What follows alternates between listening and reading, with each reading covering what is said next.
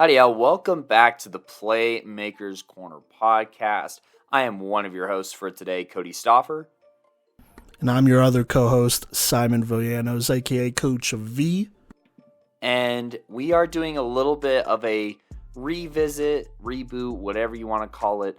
But this is our Colorado football culture series here, where we are discussing certain aspects of Colorado football that serve to be a little bit problematic to the football culture here in Colorado, and discuss in depth some of the issues that we've seen over the years with, myself having been born and raised here, as well as talking to other people in the community, and then Simon's perspective, obviously coming from a background where he grew up playing Texas football and doing a little bit of compare and contrast here, along with, things that we've heard from other members of media, other members of football, and, with me doing a bunch of these interviews with players that have played national competition, getting to talk to them and take some of their input into this, and, landing at a conclusion here is what we want to do, and then we want to present solutions to these issues that we're finding here.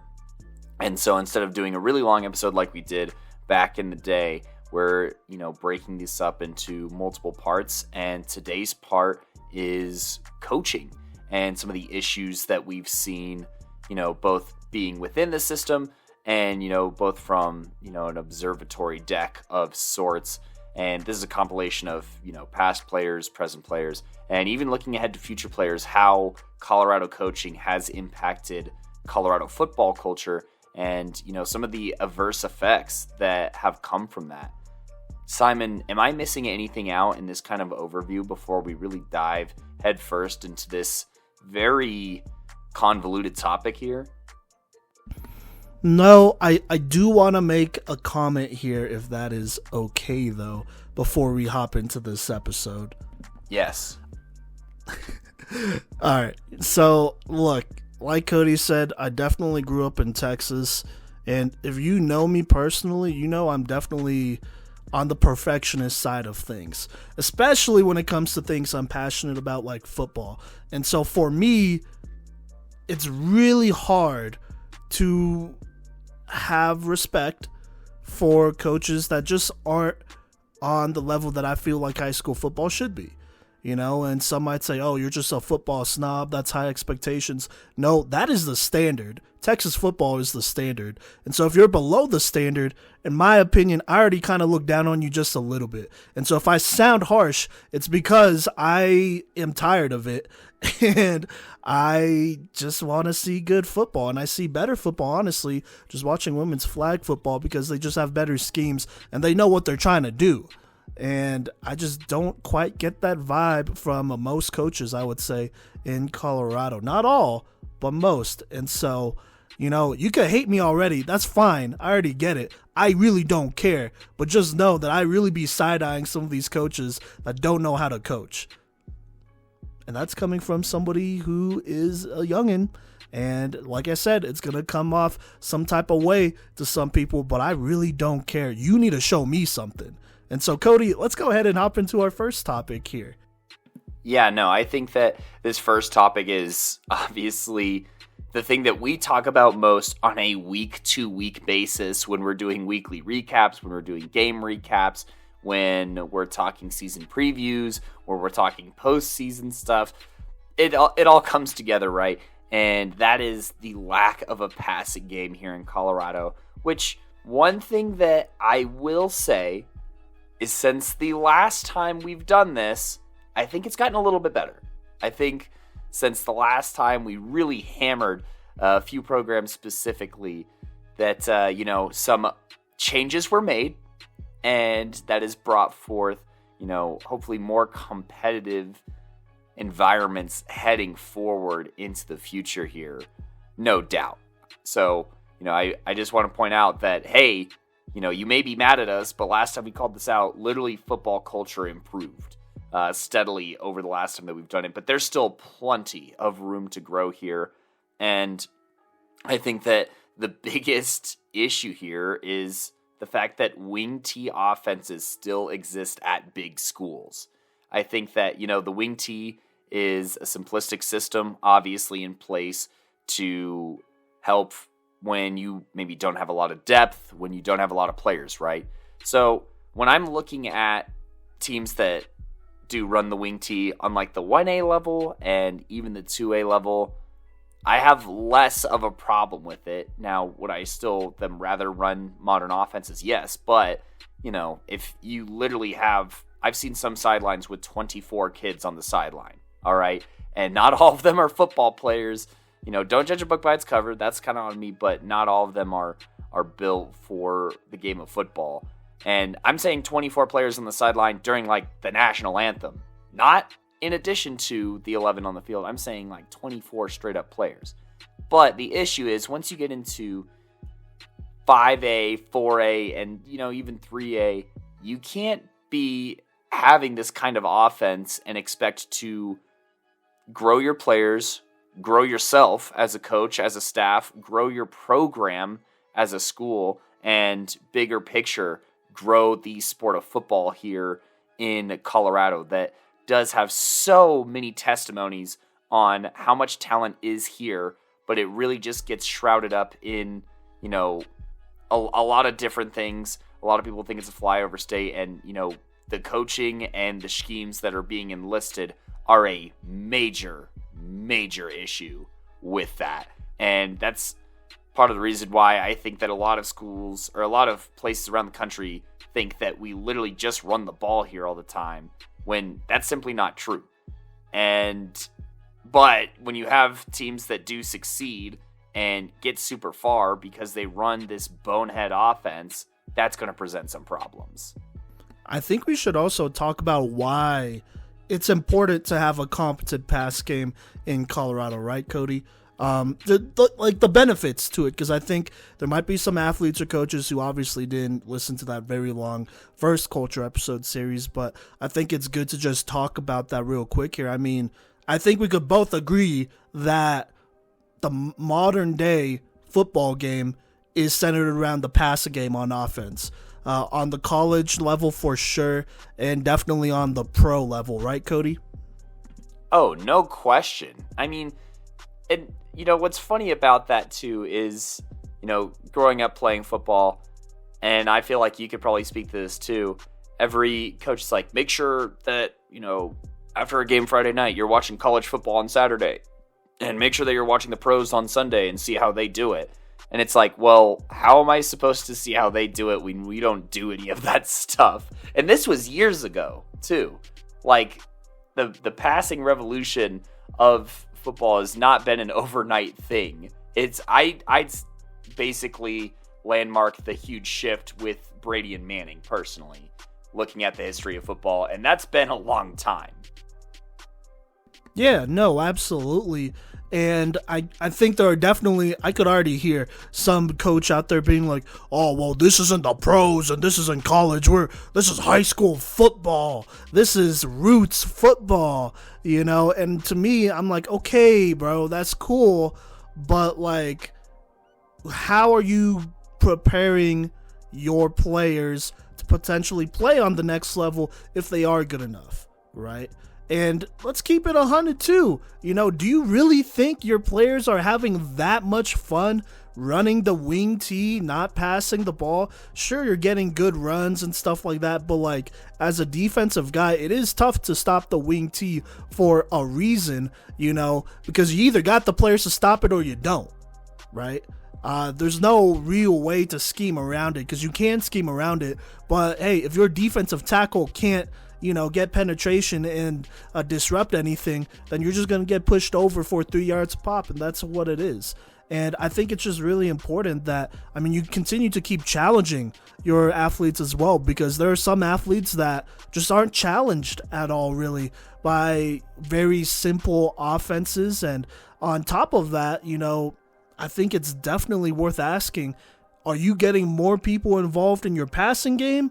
Or are you getting more people involved in the run game? And to me, you're getting more people involved in the passing game, for sure. Because in the run game, you could really just rely on one guy. One skill guy, right? That's fair to say. Right, Kodey? Yeah, and look, you could try and rotate it and be like, well, we have two wing backs, and, they're getting touches, but you put the dude at tailback, or you put whoever the dude is, in that primary ball carrying position. So yeah, just that's my 2 cents on that. Yeah, no, for sure. I mean, you're not there are very few teams that go 3 or 4 running backs deep, I would say. And even then, they still get a lot of people involved. I do think about Eden's offense, right? They have a history of having some great backs there, obviously. And then mostly in recent years, they have a history of having like 3 or 4 guys getting pretty consistent touches. I'm talking like at least 10 a game. And it varies depending on the team they're playing. Like if they need more of a finesse guy, they'll go 15, 20 and then lower the carries of their bigger backs. Or if they need somebody to just pound out yardage and slow down this defense, grind out this defense before they go play action, which they still have a passing game. And they didn't even really have a guy committed at quarterback. He's a baseball guy, and Walker Martin, still a great athlete, but they still had a passing game to go ahead and help out with that. And so, yeah, you're right. I mean, they really just put the stud back there and they go to work. And so I don't really think that's helping anybody. And I mean, like we said, it's just not a modern offense. And let's be real, what college is going to look at that and be like, oh man, now that's an offense, right? Or even see that as impressive, because let's just keep it honest. Do people really look at Colorado as a top 10 defensive state in the country? No, because we don't pass the ball. So how are you supposed to recruit like corners? And you and I consistently cover and talk about how talented safety classes are. But from an outside state perspective, they probably get overlooked and under recruited because the volume of going against pass plays, even over a 10, 11 game season with postseason games, you just don't see enough. Yeah, no, absolutely. And I think, you did bring up a good point talking about safeties. Having a pass game in Colorado doesn't just affect offense, it definitely affects defenses as well. Obviously not as much defensive linemen, but still to a degree, because, no college is going to pick up a defensive lineman that can't pass rush, especially an edge rusher. Because what's the use of that, Because, again, what college is just running the football and you just need big defensive linemen who could just stop the run? The answer is not many at all. Maybe obviously you got the military academies, but even then they're not really football schools like that. And so the demand for those type of linemen is just low. You have to learn how to pass rush if you're a lineman. If you're a linebacker, you have to know how to cover. Nobody wants a linebacker that could just stop the run. That is the bare minimum, I would say. And so if you could do the bare minimum, stop the gaps, redirect gaps, get tackles for loss, get a couple big hits, that's cool, but so could like 10 million other linebackers too. You're really replaceable, honestly. You're not that special at all. But if you could cover, and better yet, if you could cover in man, then hey, this guy, we could put him one-on-one with, some bigger tight ends or receivers or running backs, and he could actually be a weapon out there, somebody that, we can use all 4 downs potentially. Because like I said, nobody's going to get a linebacker just so that, hey, your job is just to stop the run for the next 4 years. That's it. Oh, and we're going to sub you out every time there's a pass play. Nobody's going to do that, So that's just facts there. And it does reflect in our breakdowns as well, Kodey, which is why you kind of see an uptick, I guess, in more pass cover heavy guys. And then, that does affect safeties, like you said. And then corners especially. It's cool to have a corner that could tackle, but also that's expected. It's expected that you don't get clowned when somebody runs your way. But what's more impressive is, hey, he could match up with receivers. He could play in the slot. He could go man. He could go zone. He's smart. He could make decisions by himself, because when you're at corner, you're on an island. Of course, coaches are out there to tell you what to do, but it's not as simple as just playing the run. Hey, there's someone in front of you, tackle him. No, you got to be smart. You actually have to use your head. That's all valid things, right, Kodey? As a result of not having a passing game, those are things that definitely affect the defensive side of the ball for sure, right? Yeah, absolutely. And I think that that's something to consider when you're coaching a program is obviously, you want to win, right? Like that's your job is to win football games. But I feel like your job as a coach in a sport is to try and grow the game. Okay, like that's the overarching. If you're coaching, you should love this sport. You should want to grow the game, and you're not doing that when you're running these 1930s offenses and you're holding back your players, you're holding back opposing players, and the trickle down is way bigger than people realize. The domino effect turns into this massive tidal wave of mediocrity across multiple positions. And, it's like, any other state, they'll have like a weak this position group class or a strong this position group class. But the gap between our weak classes and positions and other states' weak classes at positions that are considered football states, it's massive because of this passing game snafu that we're looking at, honestly. And yeah, you got to think bigger. That you got to think the whole picture here, and I think that is a huge issue with a lot of the coaching spots here in the Bach State. Yeah, no, absolutely. And we could definitely always link a lot of these topics back to the passing game, but I think that also kind of opens up this next topic here about coaches just not consistently pushing their players, because the thing is, if the majority of coaches in the state were actually pushing their players, they would teach them stuff that actually challenges them year by year, right? They would teach them stuff other than just, hey, you gotta watch this gap. You got to redirect this guy on the run. They would teach them like, hey, don't bite so hard on a play action and get thrown all out of whack and allow a slant that might go 50 yards to the house or even 10 yards. That's really unacceptable, to be honest with you. I mean, as a coach, you got to push your players. And obviously there's the whole deal about like, oh, well, what if my player's just not smart enough? I'm going to be honest, coach, that's a personal problem. You need to make them smart enough. That is your job. That ain't their job. That's your job. And if they can't do it, then you could always have somebody else do it for them, and bring them along as well. Just because a player can't do it at the beginning of the season doesn't mean he can't do it at all during the season. He could eventually come around.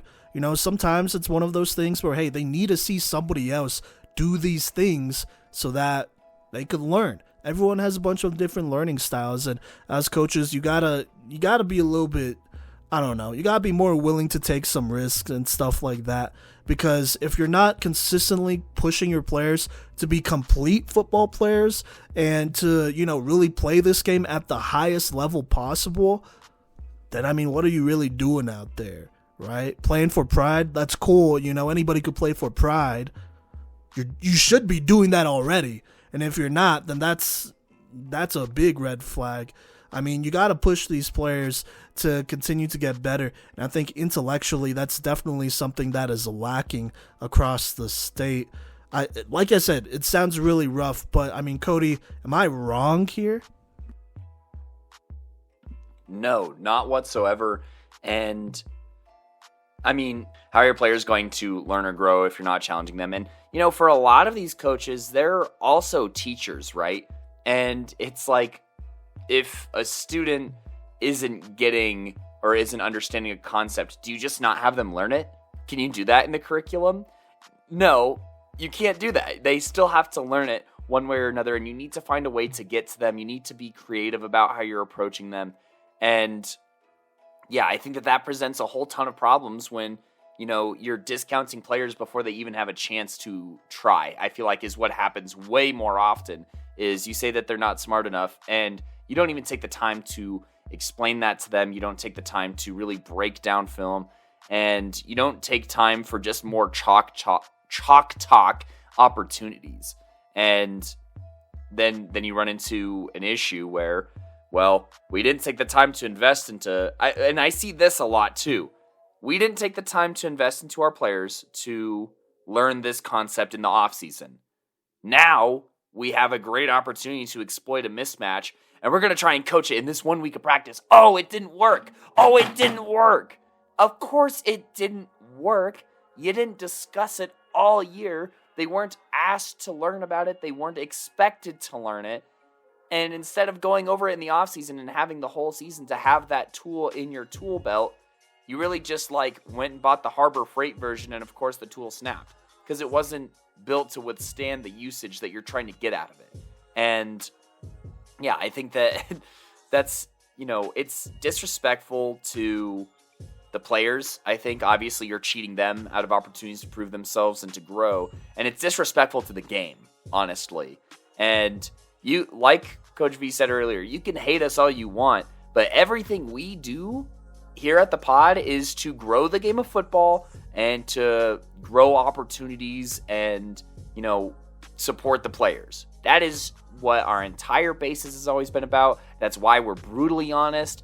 And that's why it's so frustrating to just watch it year after year. And even growing up, okay, this is a great example. This is a great example that I personally have, right? As far as trusting your players. And, in my middle school football team, we had a quarterback, Colin Bergenier, shout out Breezy, who is probably the reason why I'm going to have kidney failure when I'm 50. But regardless, he was trusted to call hot routes at the line of scrimmage and to call audibles at the line of scrimmage. This is in tail end of 7th and 8th grade. We don't have that option once I get into high school ball. And it's you could maybe make an argument that, we didn't have, the build for that. But my quarterback went on to play D2 college football at Western and win a conference title. I'd say that that's a pretty solid quarterback. And if you go over and, we looked at these things when you're talking with a quarterback about how to read a defense, pre-snap reads are a part of it. And that's a huge part of hot routes or audibles and just watching film. And so you have to invest in your players so that they can grow and blossom. And I remember being really confused about that. And then when Simon was really confused about me saying that we didn't really have, hot routes or audibles at the line in high school, he was pretty blown away by that. And I think that is a huge, if not perfect example of this very problem. Yeah, no, absolutely. And I do want to just go ahead and agree with you on what you had to say about investing into your players, because investments take time. I understand, and I do want to throw this out there. I definitely understand some coaches who are more like, hey, we're in win now mode.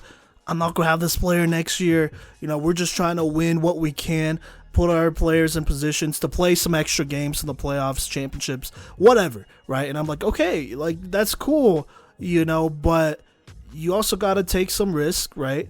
And not every investment is something that you're going to get back right away. Not every investment you're going to get a return right away. That's just how it works, Some investments you got to really tend to, and you got to take your time. And that is on you to figure out that timeline and when it's right to, give up on it or redirect and work on something else that will hopefully revamp into that point. Because, these are things that don't just get solved overnight, right? You don't just scheme a whole passing offense, air raid spread type of offense overnight. You just don't. And it's really rare that you do that and you find success right away. Most of the time, you're going to throw a lot of picks. Hey, you're going to have 5 interception games. It's tough. 3 of those interceptions might just get tipped up in the air. That's the type of vibe it might be sometimes, but I think there are definitely some coaches out there that are like, yikes, that looks really bad on paper. That looks really bad. I don't want to get fired. And I will acknowledge that there are some coaching staffs out there that are very much, how should I frame this here? They're very much affected, or I think that's fair to say, affected by parent opinions or community opinions, right? If someone in the community speaks out and they're like, oh, look at this idiot trying to look like the dang Denver Broncos. He's trying to look like the Broncos throwing the football and all that. You should just be running the ball. That's the easy thing to do. That's the simple thing to do. Don't fix a broken wheel. That whole type of deal, And I understand I think there are definitely parent groups out there, and this is something that we could talk about in other episodes as well, but I definitely think there are parent groups out there that have way too much power and will fire a coach if they don't believe in him and don't see the vision that he sees. But as a coach, you have to have your own confidence too. You know, you got to have your own confidence in your ability and in your players' ability to be in the right timeline and stay in the right time frame of things as far as learning and developing, because learning and developing isn't something you're going to do in one season or off season. You know, sometimes, hey, it takes a quarterback to sit a couple years, see somebody else make a bunch of mistakes for them to really learn and understand, hey, that's why we don't do this in our offense. That's why, you know, when we're trying to go quick, obviously I want you to hit the quick hitters and go quick and throw the short ball and all that great stuff. But you also got to understand, hey, this cornerback is looking to jump one of these passes. He's just letting you get a couple of these because he really wants to throw the dagger into this game here. That type of deal, right? And so I just wanted to put that out there because I know there are definitely coaches out there that are in tough positions, that are in positions where, hey, if the parents or community don't like what I do, I'm out of here. That's fair to say, right, Kodey? And I think the more that we've traveled around Colorado, the more that we've understood the vibes of certain communities, and we've seen how some of those vibes correlate into job security. Absolutely. I think I'm glad that you brought that up because that could be potentially an episode on its own that we didn't previously think about. But yeah, no, parents are a huge problem, but look, only witnessing something working is going to change their mind, right? So you could worry about your job, obviously, and as you should, but at the end of the day, if they want to coach, they'll coach, right? They could put in their job application, they could go through the interview process since they know so much about football, and most of them don't know lick, honestly.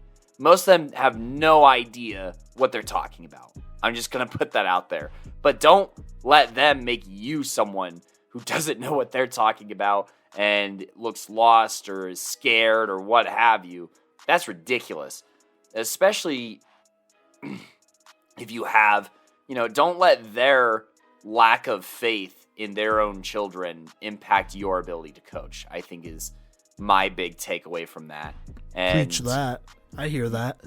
Yeah, and it's like I said, for and for a lot of these coaches that are also teachers, it's kind of the same thing, honestly, where it's like, hey,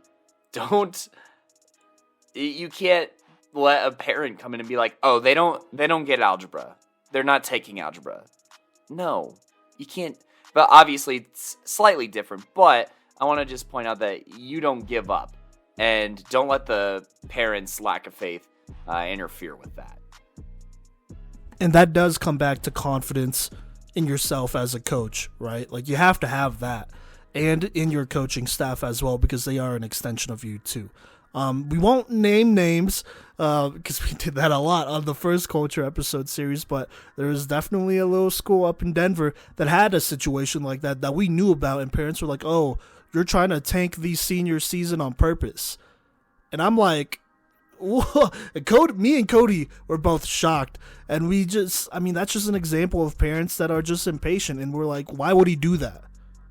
You don't think it looks bad that his offense is not performing well or up to their ability since he's actually calling plays and you're just watching, And there is a difference between what parents see and what coaches see. The difference with parents mostly is that it's dense. They don't see reasons behind what coaches do and behind what plays they call. All they see is a play that either fails or works out great. Positive or negative. But it's not, that's just too dense.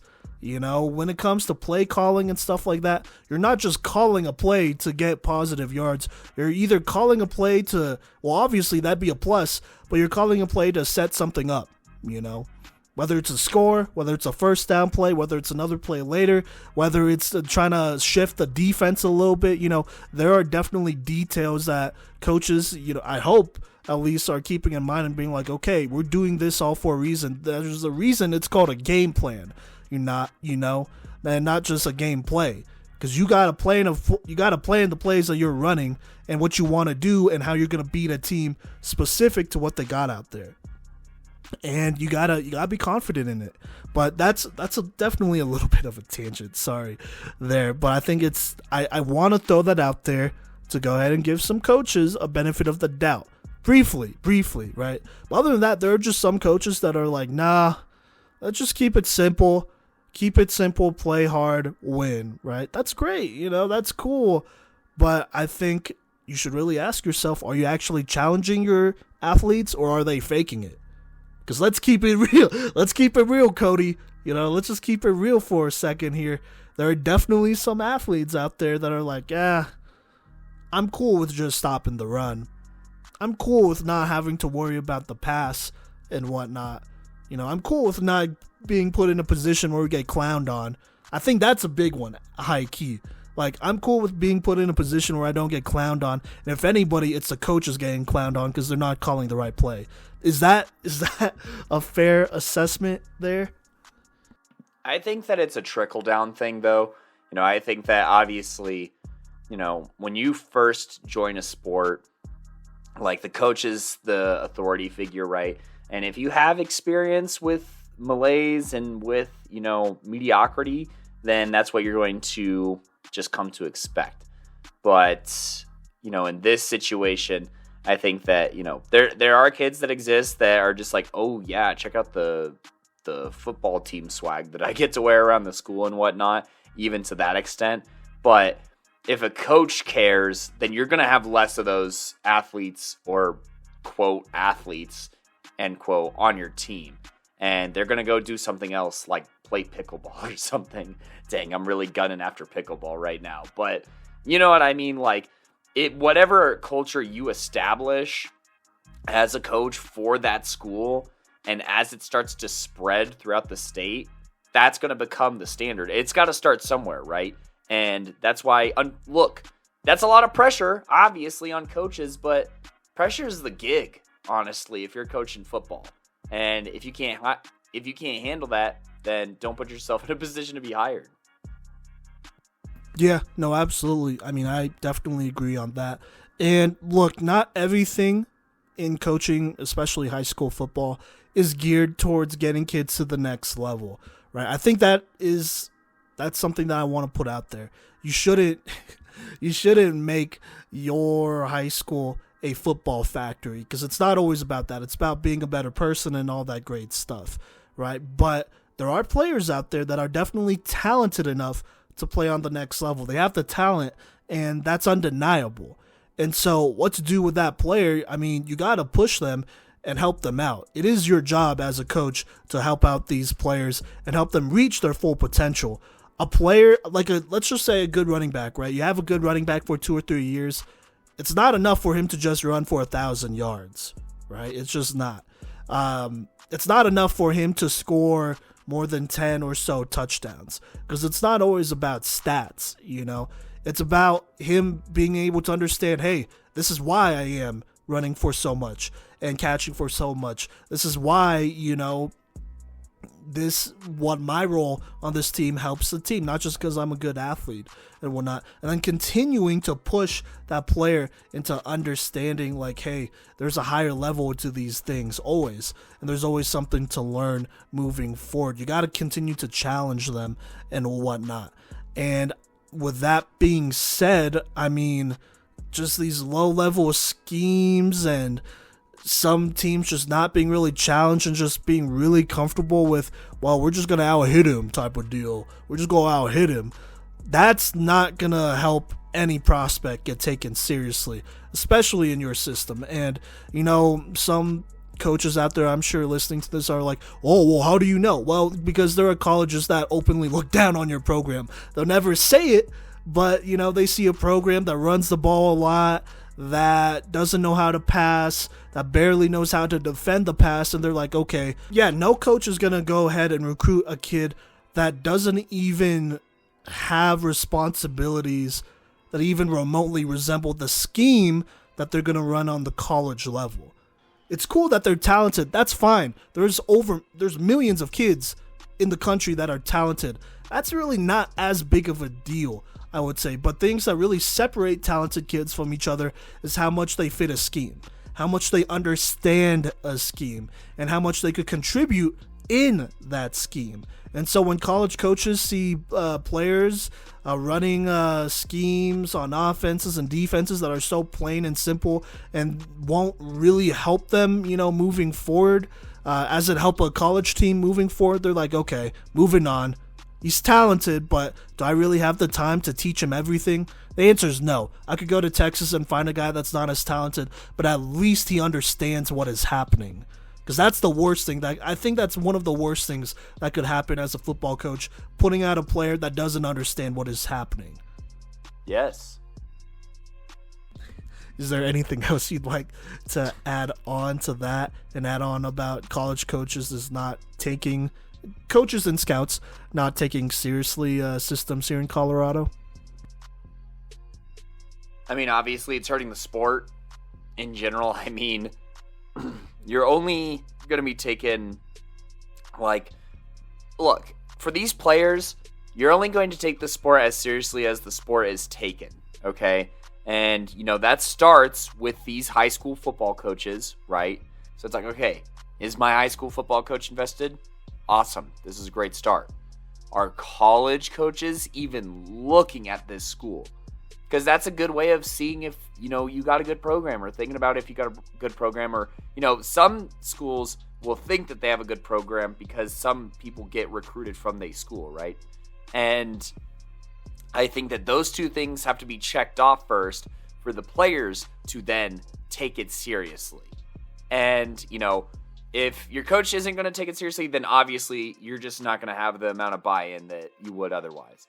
And then if it looks like your team just really isn't getting the recruiting that it should, then, you're going to end up with some players that maybe aren't as invested, and you're just going to lose out on opportunities for those players to potentially grow, develop, and contribute to your football team, grow and develop as a person. And I mean, that's what sports is such a huge vehicle for, is growing as an athlete and, more importantly, as an individual.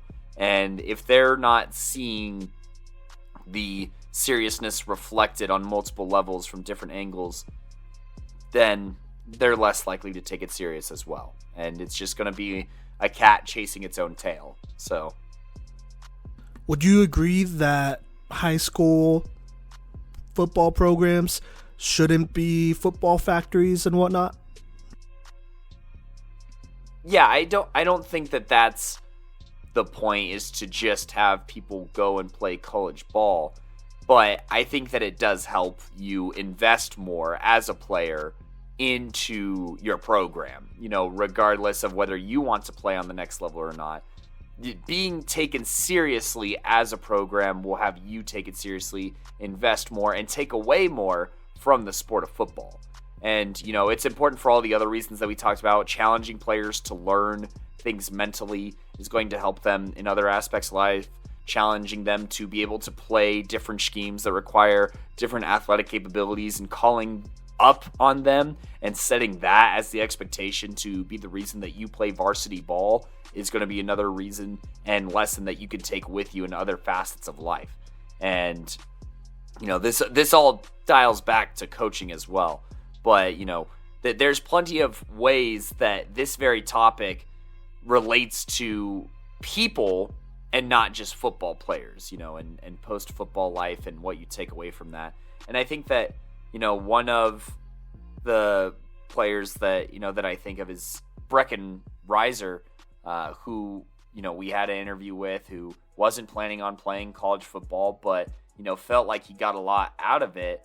And, I think that was from being asked to do so much in his role. And, he was somebody who was undersized, but the coaches believed in him to play wingback, play some tight end, play some H-back, play some wide receiver, you know what I mean? And I think that helped him grow as a person and be somebody who's willing to take risks, and he understands hard work, and he understands what it's like to be invested in and how good that feels, and, the benefits of that as well. That is such a great example of why still trying to scheme properly? I mean, don't get me wrong, there's still some issues in Parker and whatnot, but scheme-wise, that is a player that benefited who didn't even end up playing college football, right? So there's benefits to actually believing and investing in your players in a football sense that translates to the world outside of football. That's a perfect example. Yeah, no, I absolutely love that. I mean, I think it's also fair to say, as a coach, who are you to go ahead and cap a player's potential, right? Who are you to deny them from learning more and getting them ready for that next level? It's not enough for them to just master your system, obviously, but if it's a system that could help them and help them understand concepts and schemes on that next level, then why not, right? And it is definitely more on a personal level. I know it's hard to do that and be, I guess, coaching up 50-ish guys like that, or whatever your lineup or rotation's looking like. But, you do what you can, right? And you help kids along and help them develop and continue to get better. They really shouldn't go season to season and be like, dang, I'm exactly the same. I really just understand this system. And, the reason we're losing is because we're getting cooked by the refs. Or, oh, it's Cherry Creek or Valor. They should be winning. I give up. That should, high-key, that we should talk about that. Kodey, I want to ask you this question because you obviously still living in Colorado, but you're a native of Colorado. There's definitely a mindset out there, and I think you see it a lot, not just with Cherry Creek and Valor, but with a lot of programs where they're like, oh, we're playing this program or this specific program. And then you could kind of see the effort levels dip pretty significantly. And they play the game and whatnot, and they're playing, but they're just not really trying to get on somebody else's highlight reel. They're playing it really safe, and then they're going through the motions. Yeah, no, they go through the motions. What would you say about that type of mindset with these kids? I mean, obviously, it's not just this generation. I feel like every generation could kind of relate to that, where they felt like, oh, everyone's kind of against us. We're not favored. We're not in a good spot. Let me just, kind of go through the motions here. What would you say about that here, and how could coaching really help break out of that mindset? Because I think that's something that's really strong here in Colorado. When certain teams play specific squads, they don't play the best they should, or at least they don't have the right mentality. I feel like I'm going to sound like a broken record here, but I think it does come back to the investment, right? And kids that don't feel believed in by their own coaching staff, how are they supposed to believe in themselves to beat these, juggernauts, right? Like, sure, the coach could do a little powwow and, get you all hyped up and really, try to make you think that they think that we could win that game. But at the end of the day, if that's not reflected in their actions, then what's the backing to it? And I think a really good example that I can think of that, where actions spoke louder than words and it carried through and it happened, is my junior year of high school was the first time in a very, very, very long time, like I think before even my dad was born, that Arapahoe went undefeated, right? 10-0 regular season record and whatnot. And a huge, huge part of that was our week 3 upset over Grandview that I want to say at the time was like number 3 in the state. But you look at the scheme that we ran the previous year and the scheme that we ran the next year, and the scheme that we ran was very, very tailored to the personnel that we had, and it was the most adaptive year of football that we probably played, at least in my career at Arapahoe. And that's because, A, we ran an RPO. Like, don't get me wrong, our quarterback, Pete Mitchell, I love you in case you hear this, and please don't take this disrespectfully because you was a dog, but, he wasn't like an air it out, like throw it 30 times a game kind of quarterback. He was a big quarterback, and he ran very aggressively, and he had some zip on some of those short passes, right? So, our RPO system was tailored to him, our strong line, our running back. So it was a way for us to run, but we threw in a lot of motion with a very athletic slot receiver. We threw in a lot of quick hitting passes, and, our coach at that time, I think, really invested in giving players opportunities here. He believed in, running variations of hurry up in spurts that year more than the year past or the year following.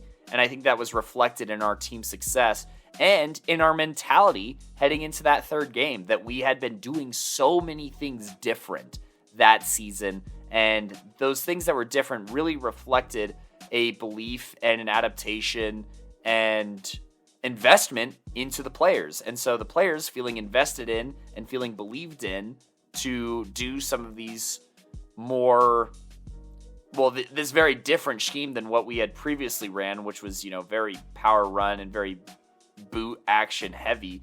I mean, we still had those elements in our offense, by the way. You don't have to sacrifice your entire identity as coach, but, having those investments in the players and doing things where we were recognizing, like, practice squad guys that were stepping up and playing really well, and, having the practice squad run opposing offenses like way more accurately than we had been the previous year, in my opinion, or even the year following. I think that was reflected in our ability to pull off a massive upset over Grandview and to ride that momentum to our best season ever. And, that mentality, it's going to come from the investment in the players. And if the players don't feel invested in or feel like they've been given a shot by the people that see them every day, how are they supposed to give themselves their own shot in those games and not just go through the motions, right? Yeah, no, for sure. And that shot has to be genuine. I mean, if you're a coach, what I'm saying is, like, I'm not saying don't... oh my gosh, here, let me rephrase this. I'm not saying lie to your players and be like, yeah, we're about to put 50 on Cherry Creek. No. Don't be like, oh yeah, we go limit Columbine to under 200 rushing yards. Like, don't be lying to your kids, right? Because false confidence is also not good as well. But you got to keep it real with them and be like, hey, this is what we're going to focus on. And I think this is something that I definitely learned as a coach and whatnot. But when you're playing an opponent that is that much better, it's okay to acknowledge that, but you gotta make it more feasible beating them, and you gotta give them some goals here, some manageable goals. Be like, hey, we're not gonna allow any big splash plays, nothing over 20. If they want to beat us, they could drive up and down the field in 10 plus plays and do that. Or hey, we're not gonna allow them to run the ball 5 yards a pop, 10 yards a pop, right? We're going to do this. Offensively, we're going to throw our quick game. We're going to take what's there, and we're going to grind out these tough yards. It's easier to be like, this is what we're going to do in this game. And then if you lose, it's like, well, we obviously didn't do that. That's why we lost. Let's move on to the next game. Rather than being like, hey, just do your best. We're going to beat him. We're going to put a whooping on him. And then you just kind of sound delusional, and kids are just going to be like, wow, coach is really capping out here. That's how you know he's checked out. That's damn. But that's really, that's how some athletes really be viewing certain coaches. They'll be like, hey, coach is checked out when he's just saying do your best. That's the truth. Ain't it, Kodey? I don't want to go that far. Because, but the tone. It's not every coach, but know the tone. The tone is... the tone is like already... It has like hints of defeat in it, and you could hear that. And acceptance. Where it's like... It versus like, there's a way to word things to make it more effective, right? Like, I expect nothing less than your best. As far as... That's what there needs to be like an aggression, like football tone to it, not, all right, guys, we're going to go out there. We're going to do our best. Yeah. I should not be laughing. No, you're right. But you also can't be too over aggressive because, there are definitely some players that clown on those coaches as well who are too aggressive. And we're like, wow, get a load of this little testosterone monster. That's all he is, but he can't get it done. He's all hype, no gas, really. And there's definitely players, I would say Gen Z is very much in tune with this, that Like you can't be too much, right? You can't overstimulate because it just doesn't come off as genuine. And sometimes you are genuine about it. That's cool. That's not going to motivate a player more, right? So you can't go too far either way, I would say. But also, we're not trying to tell you how to coach. We're just telling you how some players see it because we do talk to a lot of players. Players are way smarter than, they let on. Like, let's just be, I just want to call that out real quick. Love all my players, but they're way smarter than they let on, first off. And B, it's another one of those things where it's like, well, I'm only being treated this smart. So why should I let on that I'm smarter than that? You know what I mean? And I think, once again, investment, scheming, complexity, and look, you got to take your players seriously, and you have to just look. I know that there's always like, oh, this coach is like this kind of way, and this is a player's coach. But at the end of the day, you have to speak you have to speak like multiple languages of personality, or you have to have a staff around you that can do that, because players are way different. Not everyone responds to the way that you were coached in the 90s. Like my brother in Christ, 3 decades have passed since you put on a helmet. You should probably listen to the people that are wearing a helmet right now and adapt and be fresh with the times and whatnot. So I think that, that's something in there. And, coaches do need to take their players seriously, and inversely, players will start to take their coaches a little bit more seriously as well. Yeah, no, for sure. I think that applies to a lot of things. Well, with that being said, let's keep this thing going. Kodey, I do have a question for you. All right. Where do you stand when it comes to starting freshmen on varsity personally? Because I know every coach has their own thing about it, but I think that's definitely something we should talk about. Where do you stand about starting freshmen on varsity? Look, if you got it, you got it. And this is coming from someone who, was an assistant receivers coach at Greeley West, and, somebody who was the offensive coordinator for the freshman team, right? I've seen my players get taken away from me as the freshman coach. And I'm like, oh my gosh, if we had that guy, we'd be slaughtering teams, right? And, I think David Lopez is the example that I'm talking about. This kid came in to high school. He's like 6'3", 180 pounds. Obviously, his technique on lifting weights was a little tough. But, he was being asked to do a lot. But this is somebody who's kind of turned into the face of Greeley West football. And this was somebody who was getting touches, getting receptions, getting snaps, and, getting blocking and an in-depth instruction and investment from the coaching staff to be that guy, right? And, I'd say, obviously, he still has time to play, but I'd say it worked, right?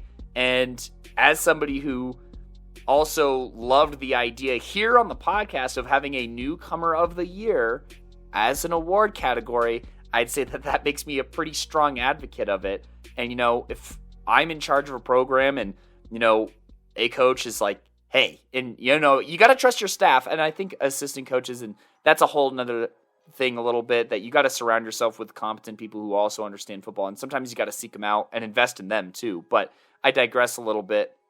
If one of the assistants comes up to me and is like, hey, man, we've been doing summer workouts with the freshmen, and there's one guy that I think should be working up with the varsity or JV guys, or, there's a few guys that they at least they're impressing me physically. We don't know what they look like yet, because obviously we've been just doing workouts, right? But these are guys that they're driving, they're working, and, let's give them a look, right? And so you got to take a chance, right? And this will be something bigger later. But if there's a freshman that can play, there's a freshman that can play. Beckham Kritza at Fairview a couple seasons ago, DJ Bordeaux last year, Brock Narva during his freshman year for 4H. There's so many examples of freshmen playing varsity ball that works, that I think that it's just a bad hill to die on if you think otherwise. Yeah, no, absolutely.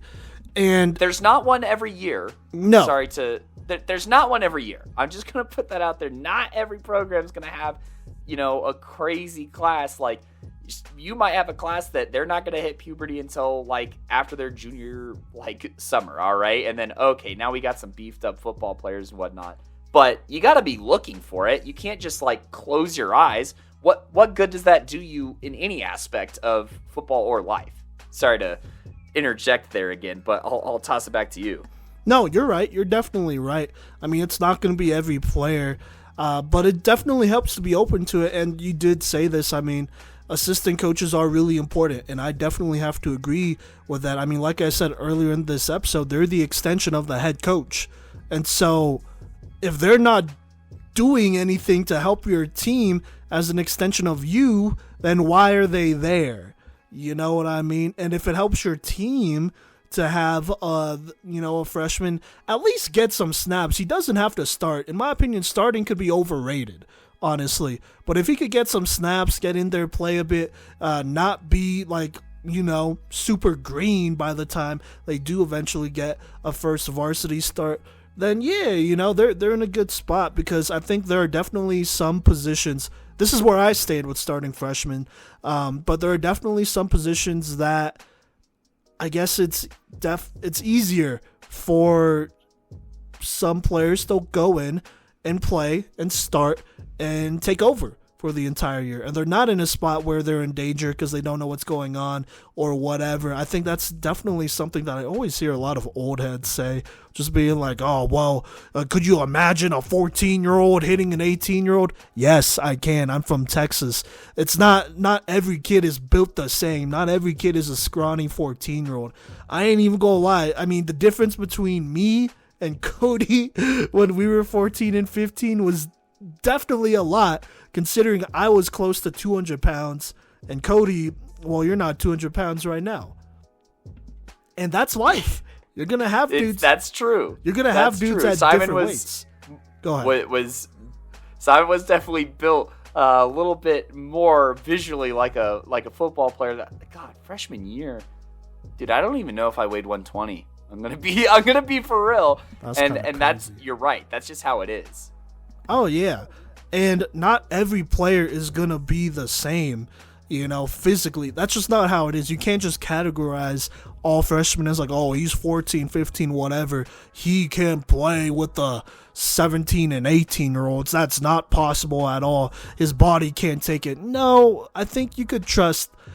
Obviously, be smart with it, but I think you could allow a little bit more trust there and be like, nah, he can, And honestly, you got to take a little bit of a beating sometimes to get to where you want physically and physicality-wise as well. That's just how it goes, and you gotta play that by ear. And so there's definitely positions where I'm like, yeah, he could definitely hop in there and he'll be okay. I think quarterback, especially in Colorado, because it's not like I really be looking around the state and I'm like, is there really a system that is so complicated that a freshman can't learn over an off season and at least be aware of what's happening and at least run it correctly?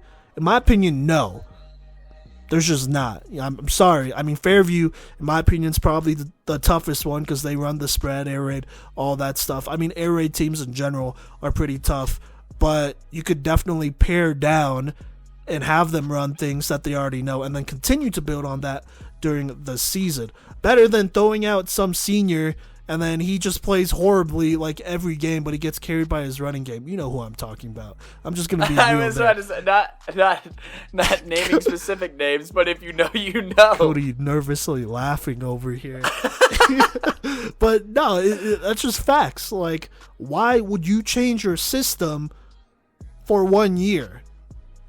Think about let me chill out. I don't have the bleep button this time around, but BFFR, like come on now. Think about that, and you as a coach, that's your responsibility to get them right. And so stuff like quarterback, I would say even running back is like, hey, if you could physically take the beating, then yeah, why not? Is it really that hard to read what hole you're supposed to hit? No. Is it that hard for your quarterback to tell the running back who to block? No, it's not. Same with receiver. I mean, you have a set of routes too. You don't have to put them out all the time. There's ways around it. I think the tougher positions for me, where I would be definitely a little bit hesitant, is probably any sort of lineman position. Even if you are kind of a bigger dude, unless your role is like clearly carved out, I would still be a little nervous about putting them out there. That might be one where I could rotate them in and they could see other guys playing their position, because I think that's really important. And then I would say, maybe linebacker as well, because at least personally for me, defense runs through the linebacker. Personally for me as a coach, so that's a tough one to kind of just throw out there. Unless you run like 2 or 3 linebackers and they're with a bunch of vets, and that's fine, And so I definitely understand not playing freshmen, but I would say, don't let it hurt your team for 1 year because you don't want to play a freshman. Just because you're not starting doesn't mean you're not playing. Like I said, starting is overrated. Playing time is what matters. So there you go there. Because playing time means you could get the job done. And if they can, you got to give them that opportunity to grow. It's not going to help them to go against other freshmen who are not physically developed like they are, and they're just dominating. What are they really going to learn? Because how are they going to actually dominate on the next level with, the experience of just being naturally better than everyone? That's not sustainable. It's just not. And so that's kind of where I sit with freshmen, and I think you got to at least be open to starting or not starting, playing them at some point in games, especially down the line. Like if you're really we're not going to win our conference, we might make the playoffs, but we need 5 teams to lose the last 4 games to do that. I think that's an appropriate spot to be okay, let's just see what we got, right? Let's see how he does. And if not that, then hey, let's just get him some experience so that he's not a deer in headlights come next year when we actually need him to play, because we don't have the senior or upperclassmen ahead of him. Is that fair to say, Kodey? Yeah, and I think that, there's even exceptions to the positions that you're a little hesitant to, and you've seen the example of just working them in until they do maybe they earn that starting spot. And I think that one of the best examples is obviously Breck College this past year for Valor, who, was a freshman, and he was running arguably the most complex running system in the entire state of Colorado under that, Valor offense and that McGatlin offense, I should specifically say. And, he's somebody who earned his stripes and has earned offers. And, so even at the positions where it's a little dicey sometimes to potentially start someone, it's still there's still examples, right? And so how are you going to argue against the evidence of literal examples against your argument that exist? Granted, there may be arguments that, hey, maybe we shouldn't start somebody, but at the same time, I don't know. It's right there, right? It's right in front of you, seeing how that works. So, before we move on, Kodey, would you say that this argument of starting freshmen might be geared towards bigger programs who are a little bit deeper and have a lot of options, rather than smaller programs who we have no choice, right? Would you say that this is definitely geared towards those type of programs, bigger ones, that is? Yes, because I think that they're the ones that are more afraid to take a chance. I think that obviously you look at our newcomer of the year race, and Lyman had a kicker that was fantastic and, put in a good amount of points for that category. And, you even look at on the 2A level, you see a lot of defensive guys really shine, because it's all right, well, this dude knows how to tackle already. He's a freshman and he was a tackle monster in middle school. He's in a position to go ahead and start. Let's go ahead and roll him in, right?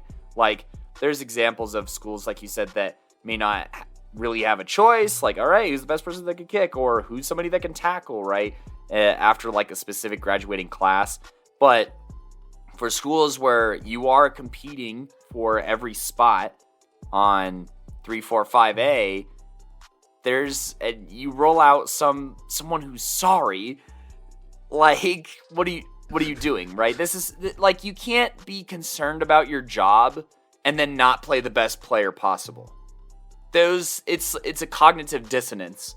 So, yeah, I definitely think that this is targeted towards those same schools that aren't taking the chances on players and investing to them intellectually. The same coaches that aren't doing anything except for running the ball because it's what's safe. It's what's safe. But at the same time, is it safe if you're losing with the wrong people or with the wrong scheme? No. So fix it. Fix it.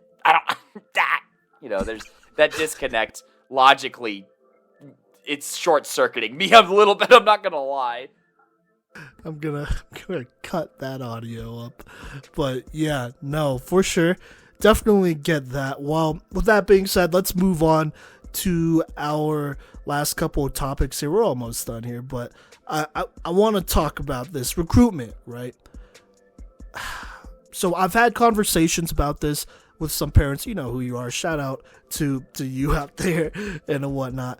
And I have a very different view of things because I guess in Colorado it's different. And so with that being said, Kodey, I'm just going to ask you this, but in your opinion, since you are from Colorado, is it a coach's responsibility to help a player with their recruitment?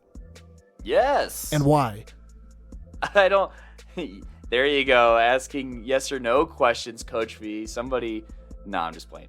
But, I think that that is a huge part of, the culture problem and why this is a flyover state is you just have guys that talk about how they played college football, but they're not doing anything to reach out to the connections that they have, right? And, if coaches are doing less than us, then there's something wrong. I'm just because we cover 1A through 5A and we find players through schools to talk about for our season previews 98.9% of the time. And if we can't, that's because there's literally no way to find you. Shout out Trinidad. Shout out Coach V for trying and for that TikTok. But anyways, I think that if you're putting in less work than us to promote your players, then you're not doing your job. Because it's the same thing that I've been saying all episode. And it's just another way to show investment into the person, right? Because once they're not your player, they're their own person, right? And you're like a mentor to them as a coach. That you have a lot of responsibilities as a coach. It's not easy. Not everyone can do it. This is all true, especially here on the high school level and trying to legitimize football and get it taken seriously here in Colorado. There's a lot of responsibilities. It's not for everyone, but if you're in that position, you're tackling all of these issues head on, you're pushing yourself, you're pushing your players, and your players do want to play college football, there are things that you are in control of, obviously, right? Now, there's ways to do fundraisers and get in front of camps, and every college, at least to my knowledge here in Colorado that has a football program, they have team camps, going to those, building those connections, and helping these players develop a plan. And knowing about recruiting is a part of your job too. Not only do you have to know about football, but you have to understand the game or have someone on your staff, once again, as the extension of the coach, like Coach V said, or as somebody who maybe has different strengths than you as a coach to fill some of the weaknesses so you don't have any weaknesses as a staff. You gotta get a position or get your players into a position where if that's something that's part of their goals, that's a continued investment into the person. And that's bigger than football too, because you're trying to help them get set up for the rest of their life, honestly, which is a huge weight, but it is a weight that you do bear as the coach, as the mentor, as the investor of these players, and helping other people find a reason to invest into them as a person. Because look, for anybody who wants to play college ball, there's chances for them to get some of their education paid for. Education is only getting more and more expensive. I'm going to try and hold back my ideologies too much on how ridiculous it is. But, there's plenty of studies that show why having a college degree is beneficial. Even if the game isn't fair, we still got to play it. We still got to run the rat race here. And if you can help your players get into a position there to help them succeed and to help them afford continued education, then you got to do that. You got to do that, and that's for a coach of any sport. It's for a coach of any sport. You should know how recruiting works, or you should have someone on your staff that knows how recruiting works, or you should be able to point them in the direction of like a coordinator at the school, because I know some schools have that position that can help them with that. And, you know, if there's like testimonials that college coaches are looking for from the head coach, like who else are they going to listen to about a football player than the coach, right? Like, obviously, you can listen to the parents, you can look at the grades, you can watch the film, but to really get into the nitty-gritty, it's going to be a coach that's going to have to answer the hard questions and, you know, give the honesty about their player while still selling them, right? And look, if there's clubs, there's club teams, and, you know, we'll have a 7v7 episode. Whether that comes out before or after this, that's too bad.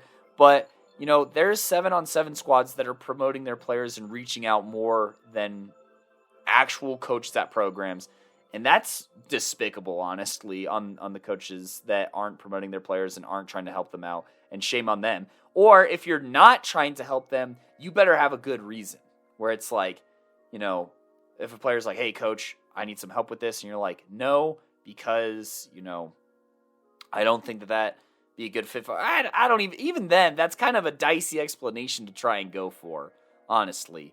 But it is your responsibility, because you have to invest in these people, right? These are children that are going to become adults basically over the course of you coaching them, right? And so you need to prepare them for adulthood best you can. It's bigger than sports, and recruiting is way, way bigger than the game of football, in my opinion.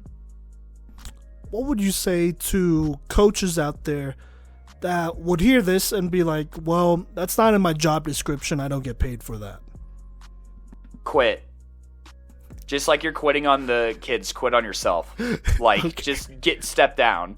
That sounds harsh, but really, it's like, this is the problem with some of the perceptions of being a coach on the high school level, is that, you know, you have to take this job seriously. This is a very serious job, and, you know, there's a reason why I haven't applied to like another coaching role really, or really looked into getting back into it, because I don't feel like I would be doing the players or myself or the program justice. I feel that my role is best right as of right now here with the pod. And so that's something that I've had to search deep down and discuss with myself and discuss with Simon and other people who've been a part of the podcast, and just how hard that is to do, especially if you have such a passion for young athletes and for this game of football.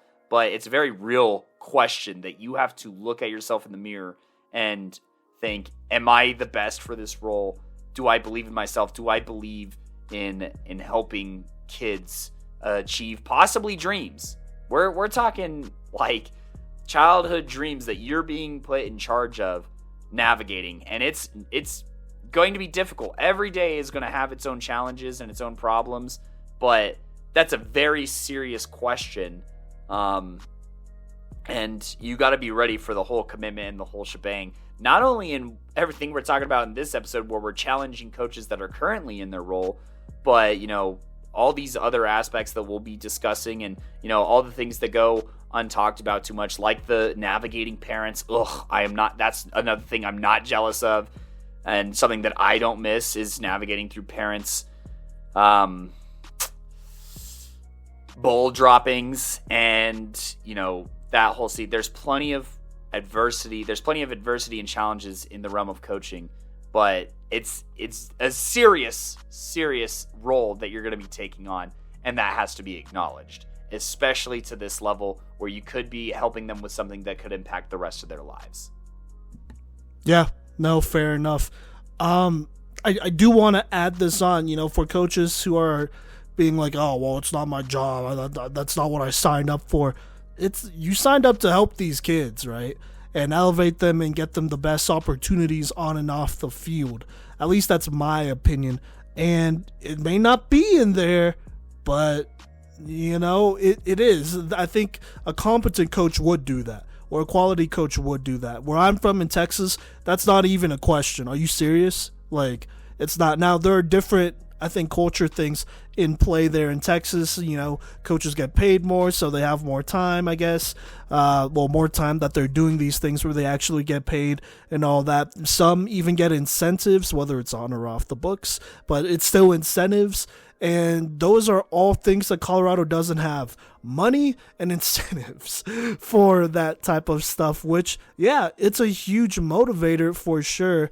But, I mean, at the core of being a coach is empowering your athletes. And I think helping them with recruitment does do a lot. And, you don't have to, reach out to everyone for them. Obviously, put them in a position to do it themselves. But if they need help, they need a testimonial, all that stuff, it obviously helps coming from a coach. I mean, me, Kodey, Gideon here, we do what we can to get these kids right and get their recruitment up. But at the end of the day, we're not spending every practice with these kids. We're not in tough game positions where it's high pressure. In high pressure situations, I believe you really get to see what a person is like and whatnot and their true self. We're not in those situations. We are viewing them from an outside perspective, but we're not in that situation. And so there is a limit to what we could do here. And it falls on the coach's head to get it done. And it's not even that much, I would say. Now, obviously, there's extra things you could do, which we talked about in the last culture episode, like making packets and files of, or whatever, profiles for your kids or for your top athletes that are interested on playing on the next level. That's obviously good.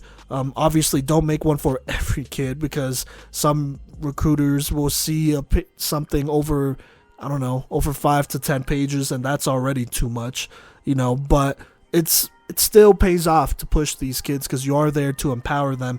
And I don't think you're really empowering them for not doing anything as a recruiter, or helping them out with the recruitment. Like I said, not telling you that you should just completely take over a kid's recruitment and control all aspects. No, teach them and empower them to do that stuff independently.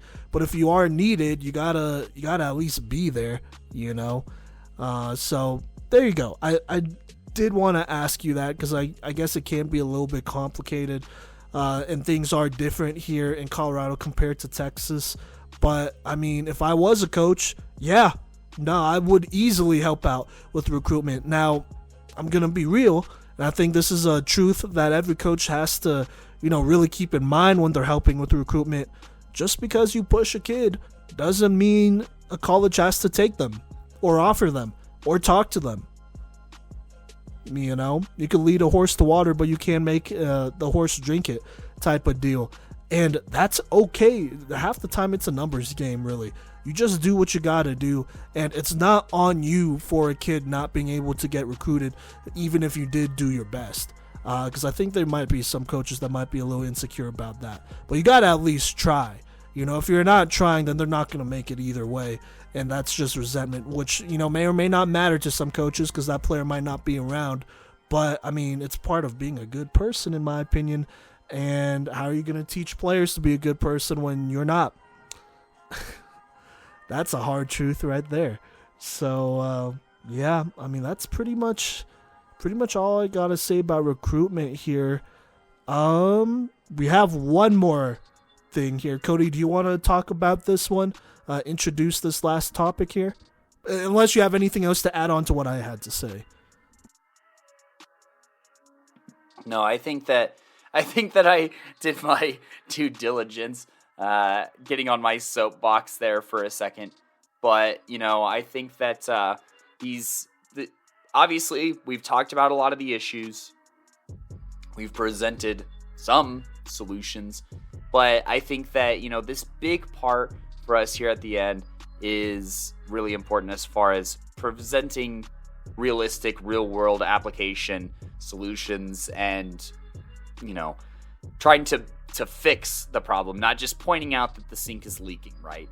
Now, we've obviously had some things to say throughout this entire thing, but I mean, there are so many opportunities for coaching development, training, and checking qualifications and stuff like that. I mentioned a little bit earlier, if you get assistant coaches, they should know what is going on. Obviously, we don't have the luxury to maybe have like a 20-person staff all the time, but you should really have a really strong staff of, I'd want to say like 10 probably.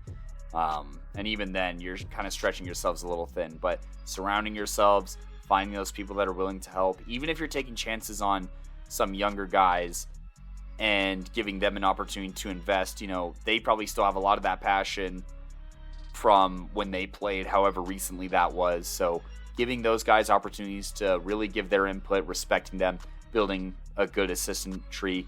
Then you also have, you know, coaches clinics hosted by, I want to say, almost every college here. There's one that was just hosted, or will be hosted, was hosted, past tense of when this episode comes out. This episode's recorded on April 3rd, by the way. But, you know, the CSU football coaches clinic on April 14th, noon to 4 p.m., then 4 to 6 p.m. is, you know, these things where you're doing a lot of chalk talk, then you're socializing, you're exchanging ideas, and it's $30. Honestly, that's really not that bad as far as, you know, coaching development from something of that level. Then you have, you know, Glacier clinics that toured through Denver in mid-February through Westminster, and, you know, is trying to, you know, there's plenty of places to get ideas from, right? So developing yourself, developing your coaches, having an open mind is such an important part to being a coach. And, you know, obviously we don't want to like feel like we're just spitting hot air and wasting our breath on a brick wall. Like, there's only so many times we could say this message for it to be received. And, you know, at some point you got to take some accountability and you have to grow as a coach. And I think that, you know, we've seen that. We've seen coaches that have adapted their game plans to their opponents. And, you know, they've seen what other schools are doing. They watch other teams play football, not just the ones who they're playing film against or putting up film against, but they watch other programs. They do watch their football on Saturdays and Sundays. And, you know, I've seen some of them apply some of those very plays and in those situations utilize them. And, you know, I think that the important thing from that, and the biggest lesson that kind of wraps this all into a nice, neat little bow here, is you got to take risks as a coach.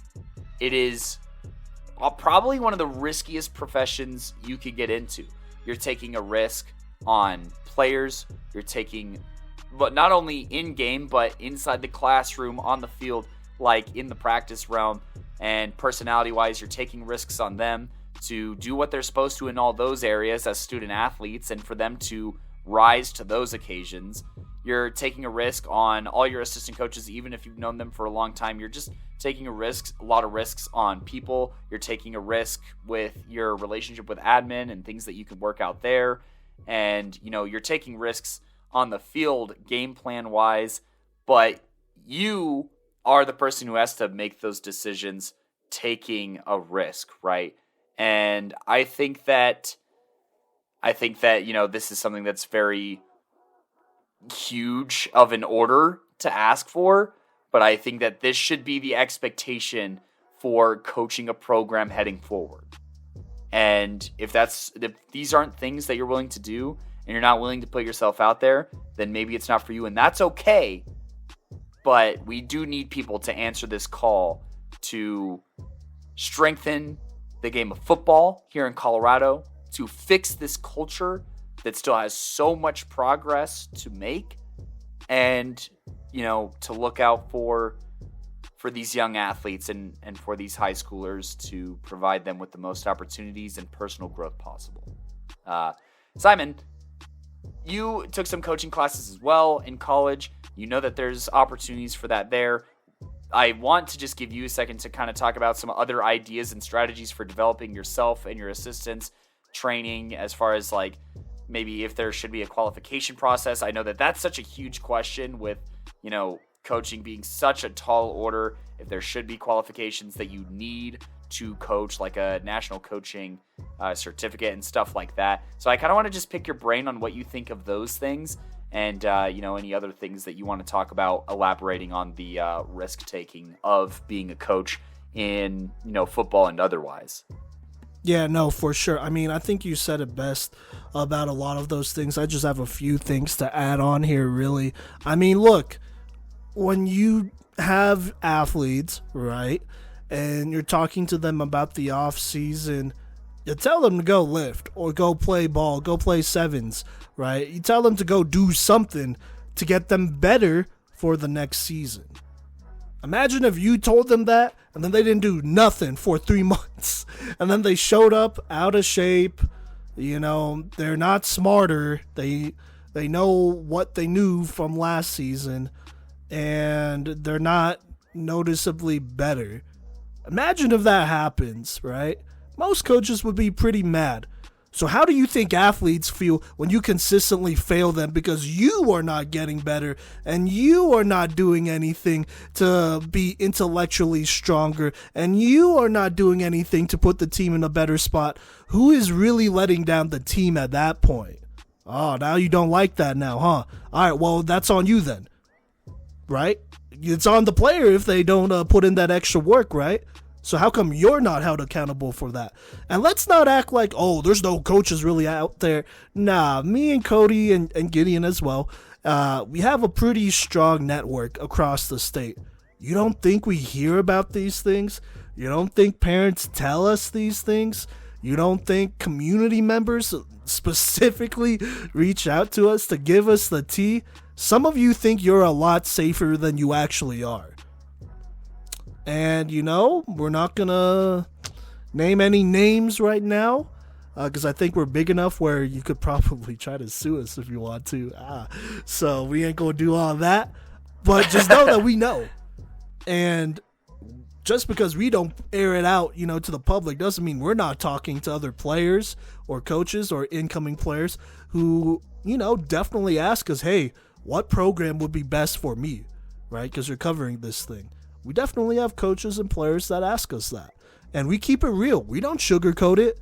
We'll be like, oh, yeah, homeboy doesn't do any work. He's a lazy, he takes credit. That's what he does. He takes credit. But he's not better intellectually. And that's it, and that doesn't help the team. He's really just a placemat. And he's a waste of space, to be honest with you, on a football team. Like I said, it's hard, but that's kind of where my mentality is at. If you're not committed, then why are you doing it? And if you are committed, then why are you so mid at it? That's a question that only you can answer. That's why I'm not answering it. So, sorry, what were you going to say, Kodey? I was just going to say, this applies to literally everything that we've talked about as well. I just wanted to comment on that as far as, if quarterbacks ask us, hey, what's a good program? I live in this area. We're probably quicker to say, well, not this school. Yeah, no, for sure. So that goes with everything else that we've talked about on this episode. We will invest in you if you're willing to invest in other areas and grow, right? But we're not going to go out of our way to be like, oh, you live right next to that high school? Oh, sure, that's a great idea. We're going to be like, if you could find something else like this school or this school in that area, that might be better. Yeah, no, absolutely. Or, it might be worth making the move up to, and making it happen. And I think there are definitely coaches out there that are like, oh, you're capping. You have no real control. All right, okay. Pay a little bit of attention. I know you don't do that on the football field because your team's so mid all the time, but pay a little bit of attention here. Really look at the patterns and who we're close with and, maybe some of the views that we have. Pay a little bit of attention for once and you will see. And if you want to stay ignorant, that's fine. Ignorance is bliss. Doesn't make you better. That's just facts. And so, yeah, no, obviously if you're a coach, you got to continue to get better. There's always room for growth. I do want to shout out Coach Woj over at Dakota Ridge. Maybe it's just me, but I feel like I always be seeing what clinics he be going to and speaking at. He's not just learning, he's also speaking at stuff, which is giving back, to the community as well, which I think is also important. Is it in your job description? No, but it's nice, right? And so, shout out those type of coaches that are always trying to learn something new. Just because you hit a certain age doesn't mean you know everything. That's just facts, right? You tell the same thing to your athletes. Hey, just because you're 18 doesn't mean you know everything. That's what you be saying to your athletes, but are you doing it? And really, the only one who could hold yourself accountable for that is you. And so, really, at the end, I mean, I know we talked about taking risks and stuff. In my mind, none of these things are really risks. I mean, it's just the standard that I grew up with. The bare, really not even the standard, because I think that's a little disrespectful to Texas football if you're saying that's the standard. In my opinion, this is really the bare minimum. And so if you can't do this, then the level of football here in Colorado is never going to rise. The recruitment levels are never going to rise. Some things are going to always be the same, and that's just going to be that. That's going to be life. That's what Colorado football is known for, mid. And it's not on the players. Let's keep it 100 there. You control the potential of the players. And so that's how vital this all is to how good Colorado high school football could be. Because recruitment could be up. We could have all these star players. That's great. But if we have incompetent coaches, doesn't matter. If you have incompetent coaches in the recruiting field, doesn't matter. The level will stay the same. Everyone will disrespect us. The type of comments we be getting be like, oh, Colorado, oh, that's crazy. These guys, the competition looks suspect. Do you know how many times people be commenting the competition looks suspect? It's not on the player. It's on the coach for not putting them in a better spot. Plain and simple. Player's a kid. You're an adult. So figure it out. And I don't really have any more to say right there. I mean, like I said, it's not really risk. It's the bare minimum. If you can't do the bare minimum, then get out. So, yeah. Is there anything else you want to add on there, Kodey? Go ahead and close us up if you want. Have the final remarks. I really don't got anything else. No, I feel pretty good. I feel pretty good about this episode and our structure with it a little bit. But, while you have listened to this episode, I think that it is worth revisiting our original culture episode. I want to say it was episode 50, if I remember correctly. Yes. But yeah, wow, look at that. I didn't even have to look. I'm a real one. But anyways, while you're checking out our podcast, whether that's through Spotify, Apple Podcasts, Google Podcasts, or almost anywhere you listen to podcasts, or on YouTube, be sure to hit that little notify button in your settings, or hit follow and do what you need to get notified of all of our latest episodes. And if that's not really how you roll, you don't want those push notifications, then go ahead and follow us on social media at Playmaker Corner on Twitter, or Playmakers Corner on Instagram, where we post the episode covers and a brief summary, as well as links to go ahead and listen to those episodes as well. So those are all places to check us out. Be sure to check us out, I'm pretty sure, on TikTok, as I think it'll stick around. But, if it is, then go ahead and check us out on TikTok, where, we'll have some clips and, of player interviews, of top 5 snippets, of recaps and previews and So, there's plenty of things to check out between all of the places where you can listen to our podcast and all the places where you can follow us. Once again, that rundown of all the websites and apps that you have to visit is Spotify, Apple Podcasts, Google Podcasts, Twitter, Facebook, Instagram, TikTok, YouTube. We're on all those, so be sure to check us out on all of those. And stay tuned for more bold call-out content here in our culture series, and then lots of fun content along the way as well. But unless I missed anything, well, even if I missed anything, I've been your host for this episode, Kodey Stauffer, joined here by Coach V. Coach V, you got anything else to say? And I've been your co-host, Simon Villanos, aka Coach V. I don't really have anything else to add. Check out the rest of this series here. I believe we're going to have 8 episodes. So this is episode 1. Part 1, I guess, or one of the parts of this 8-episode thing. So yeah, and we'll catch you later. Peace.